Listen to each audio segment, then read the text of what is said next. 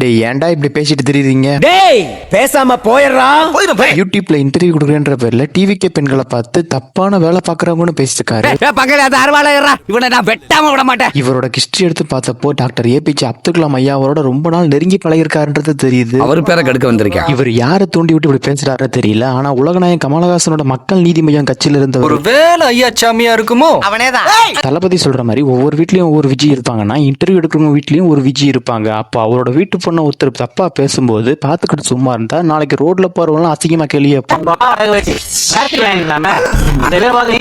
அவர் வாட்டுக்கு வாய் இருக்குன்னு பேசிக்கிட்டே இருக்காரு. இவரும் அவர் பேசுறதுக்கெல்லாம் கிளி மாதிரி மண்டே ஆட்டிக்கிட்டு இருக்காரு. இது நல்ல சீட்டா. இது ஐயா கிட்ட திறந்து காமிக்கலாமா?